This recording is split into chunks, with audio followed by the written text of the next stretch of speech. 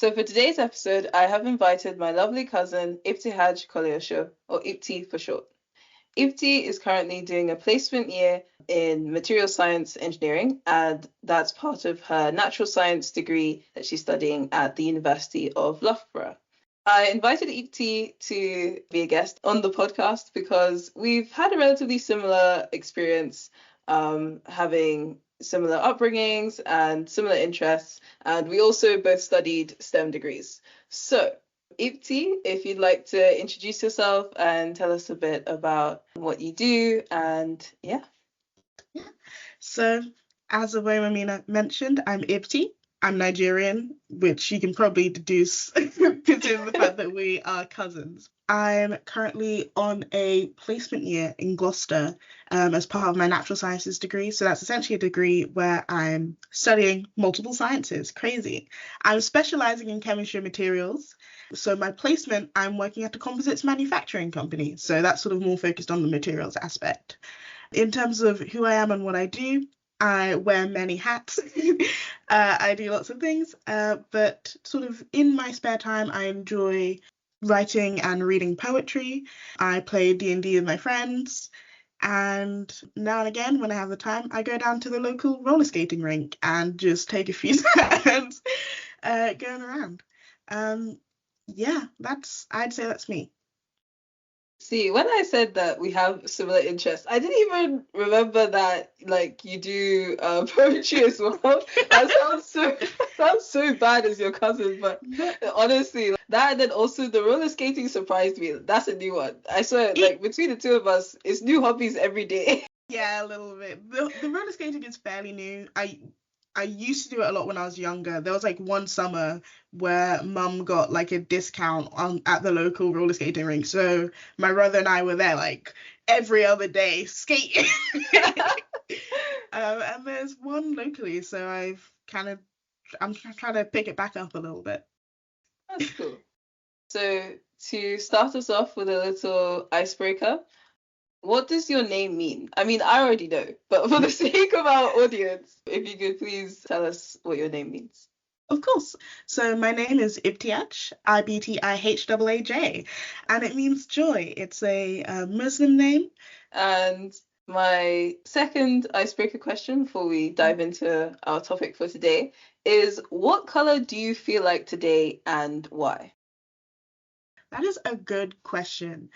I would say that today it's been a very chill day. So I would say sort of like orange, like a sort of burnt orange sienna kind of color. It hasn't been super productive, which isn't, maybe the best, but it's been very chill, very like relaxed, but still like a very happy day. So kind of why I'm going towards that like warmer color. No, I like that. That really fits the vibe because it's also been really sunny. I'd say I'd also choose a similar color, probably yellow, just because it's very bright, very warm.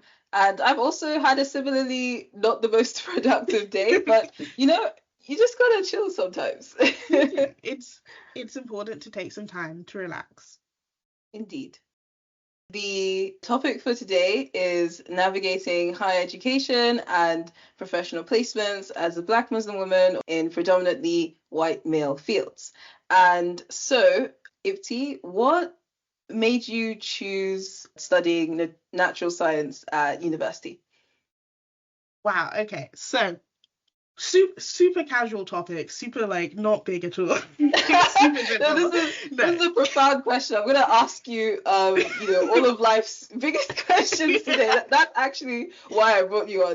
So what made me choose natural sciences is actually I've always really enjoyed learning. I know lots of people say this, but this is like genuinely true. I love learning about any and every topic, and I enjoyed pretty much every subject in school. So when it came time to university, I was really worried about having to choose just one thing and having to sort of pigeonhole myself and never being able to step out of that ever again, which is not true. That's not how things work.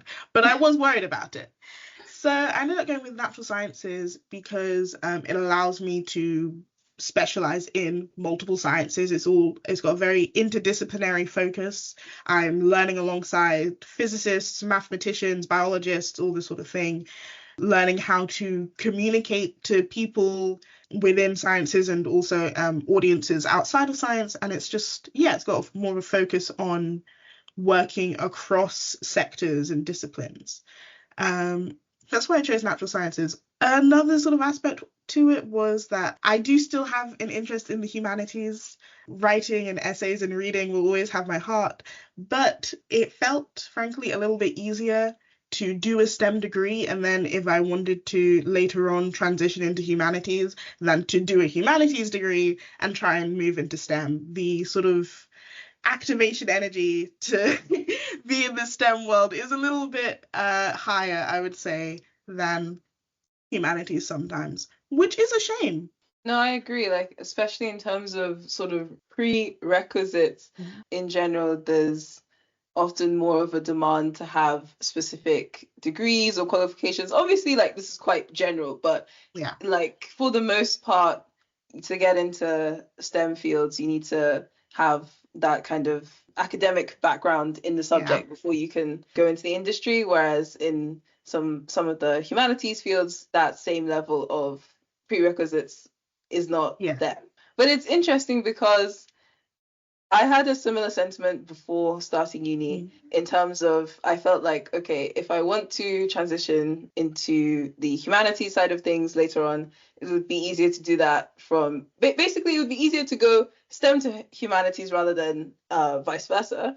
But Exactly. Yeah. I can quite confidently say, although it could also be because of the state of the job market right now and everything, but it Yeah. really was not like a case of 2 + 2 = 4, like easy peasy.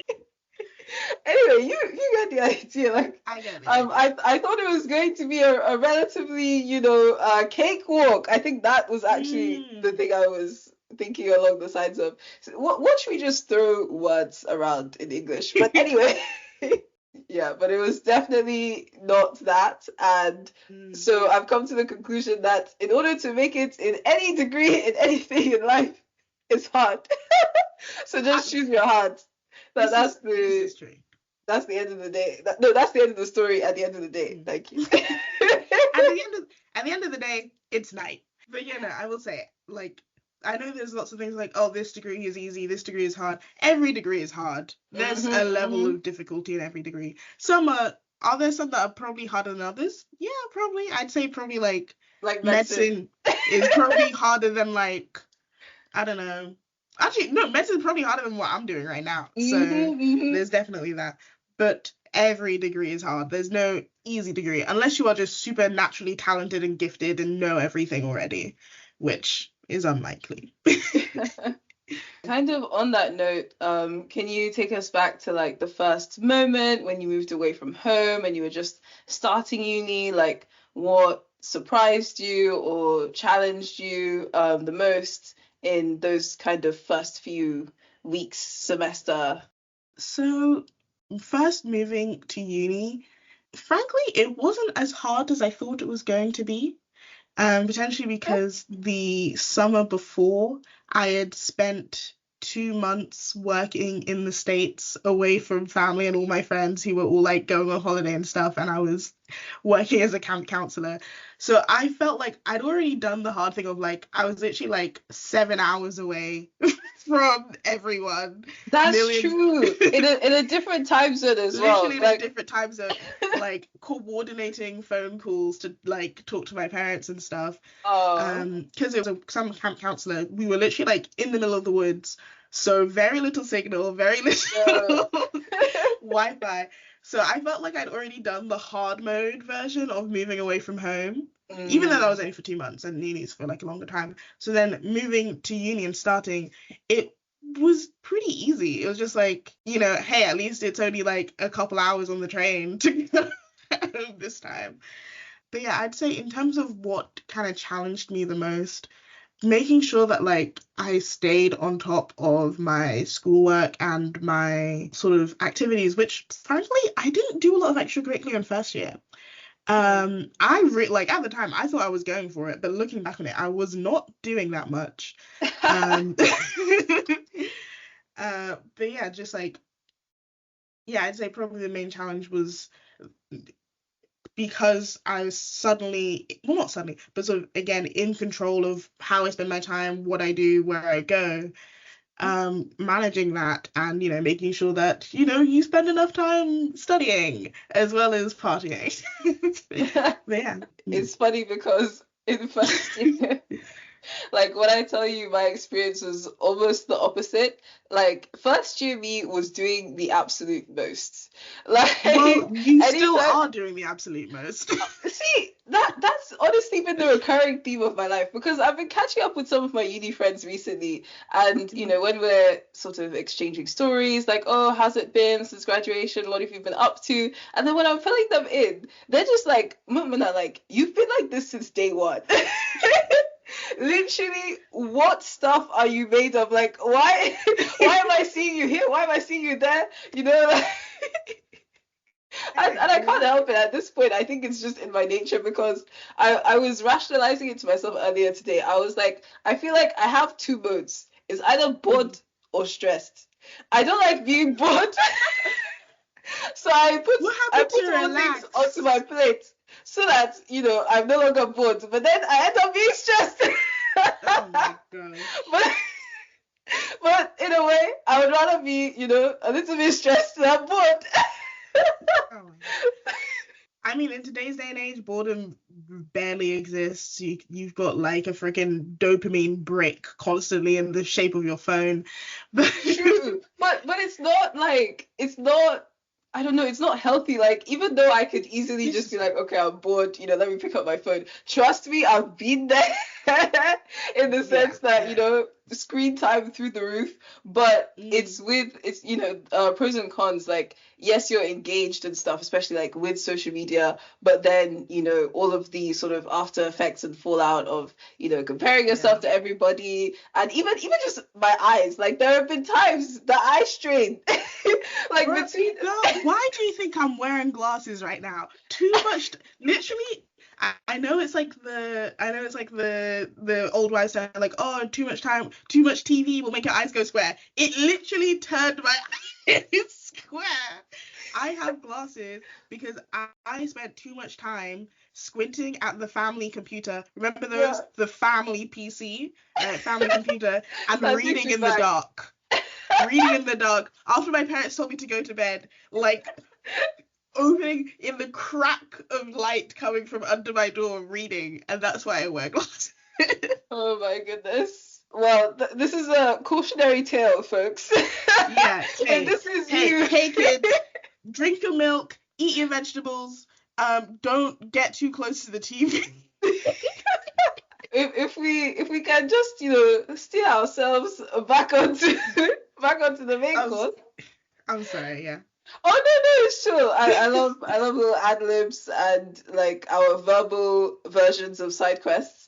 But in terms of like your placement experience, because I think what's quite interesting about your degree and your uni experience, especially compared to mine, like even though we both did STEM related degrees, so I did computer science and maths, and you're doing natural sciences, I didn't have a like industrial work placement thing as part of my degree. Like if I wanted to do that, I would have needed to take a year out, or most of my cohort found a way to do that like via sort of summer internships and stuff, and I did a couple of internships and all that kind of jazz. But yeah, no, it was interesting for me to know that as part of your degree you have to like do the placement and stuff. So yeah, I was curious if you could just talk a bit more about that experience in terms of like applying for it, and also your experience actually being in the placement, sort of highlights, challenges, that sort of thing.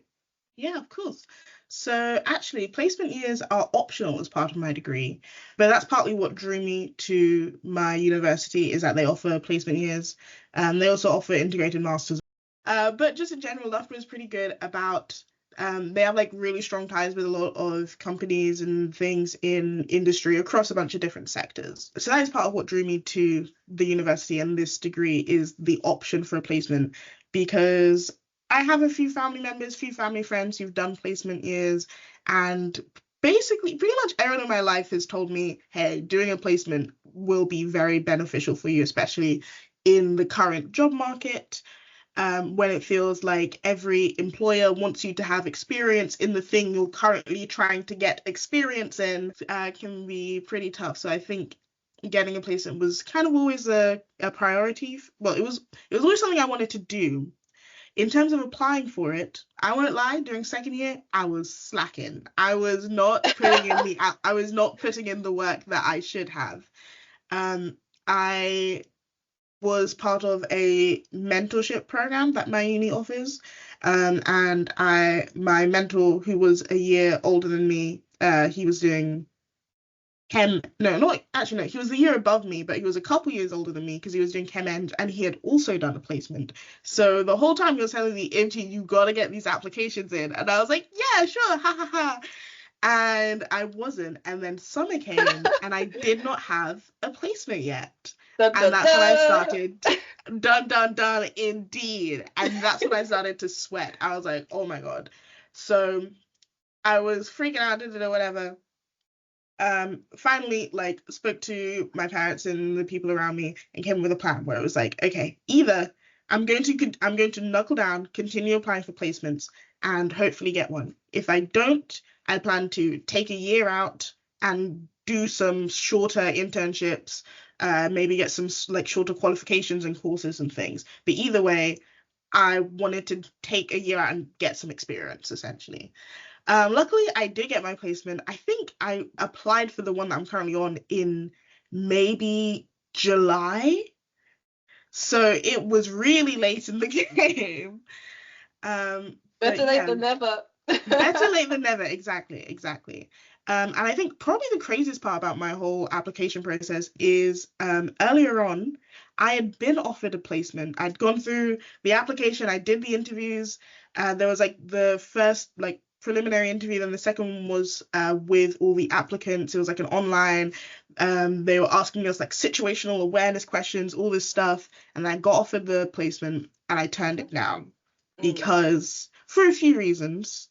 The actual job role didn't really seem like what I had initially applied for. The sort of logistics of where I would stay and how I'd get to work and stuff didn't seem to work out, and a few other things. In terms of my placement experience so far and actually doing the job and working, it's a massive change from studying and being a student. Namely, you got to show up every day. They don't tell you that when you get a job. You have to show up every day. Did you know this? But I do mean it in that, like, again, at uni, because you're so self-sufficient, if you don't do something or if something, like, sort of falls through, that's on you, right? And you're the only one who really feels the repercussions of it. Whereas when you're working, especially if you're working in a team, which I am, if I don't do something, it's going to impact my entire team and how they are able to perform and do their jobs, which can feel like a lot of responsibility. And that's why they make you do all those group projects in school. But yeah, I'd say a highlight has been I've really learnt a lot, not just about the sort of composite sector, but just like how having a job works. Because I've done some internships and placements, and like I mentioned, I worked that summer at a sleepaway camp. But this is the first time I've had like a job where I have responsibilities that fall entirely on me, and I'm working with a team.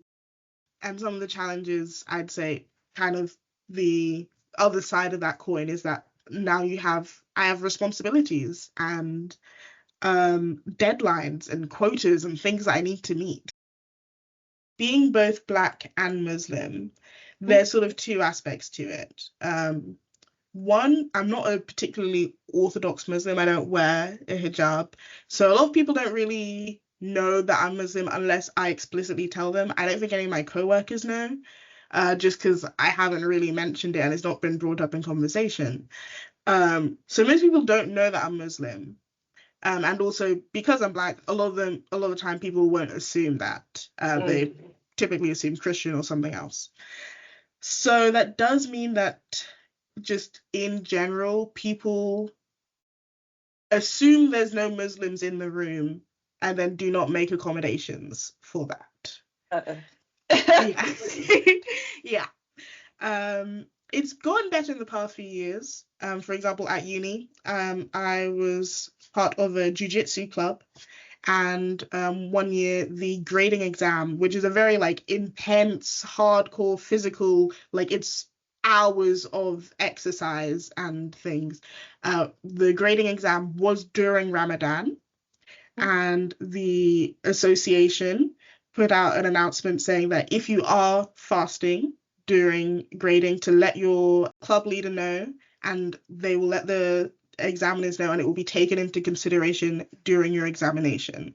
Because obviously you're probably not going to perform the same as if you are fully hydrated and fed than if you are fasting. Seeing little things like that do really sort of buoy me, like, restores a little faith.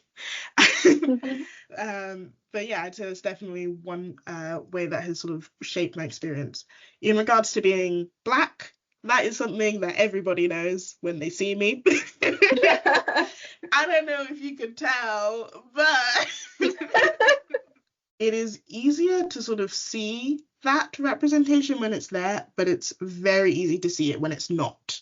But it does also mean that when I do find other Black people, other Nigerians especially, there is a sort of sense of camaraderie, which is really nice. Now we're coming up to the end of this episode, so I have just two more questions before you go. So first one is, what's one piece of advice that you would give to another young Black or Muslim student who will be starting uni soon, say later this year, and a really short, snappy piece of advice that you would give them? I am a yapper, so I don't know if it's going to be short and snappy, but I would say, honestly, I'd say this applies to pretty much anyone starting uni, not just Muslim students or students of color. But know who you are and do things because you want to. You don't have to wait for your friends to also want to do it or to join you or things like that. Make the plans. See the things that you want to do, make the plans, and then if anyone else wants to come, they can join for the ride. But you have to make sure that you go out and do the things that you want to, because no one else is waiting for you. You have to go and do it. I like that. Taking action. Exactly. And finally, before we leave, would you like to recommend a podcast that I want to say enjoying recently, but just, any podcast that comes to mind right now that you want to recommend before we sign out? Yeah. So one that I really enjoy is called Chemistry for Your Life. Very on brand for the science. It is. That's why I chose it. Yeah. I actually started listening to it to get into uni. I wanted to put it on my personal statement that I was like listening to science podcasts and stuff. But all the secrets are out now. I know. I don't think it even made it onto my personal statement. I probably had to edit it out because 4,000 characters is no joke. Honestly. So yeah, it's essentially a science and mostly focused on chemistry podcast, where they talk about the chemistry in your everyday life. So how does soap work? Why are things non-stick? What makes sunscreen effective? Things like that. And it's explained in a very easy to understand way, because the sort of hosts are, I think she's now a doctor in chemistry and education, and then her friend, who is definitely not a doctor in chemistry and education. So she's sort of teaching him and helping explain everything. Yeah, it's a great podcast. And then obviously, wait, hold on. One last podcast recommendation is this one you're listening to right here. I don't know. Give it a listen, share it with your friends. Can you like a podcast? If you can, do that. Follow it, review it, give it 5 out of 5 stars, 10 out of 10 hearts, do it all. I would just like to end with a short disclaimer that my lovely cousin here was neither paid nor bribed to promote the podcast. No, she gave it of her own free will. Hashtag not an ad. Hashtag not sponsored. The only sponsorship is the love in my heart. So yeah, this is the real deal, folks. It's been lovely having you on, Ibti, and I'm looking forward to hearing everybody's feedback and, how you found this episode and the podcast in general. And yeah, this is us signing out. Thank you again, Ibti, for coming along and sharing your story. And yeah, that is us. Thank you so much for having me. Thank you.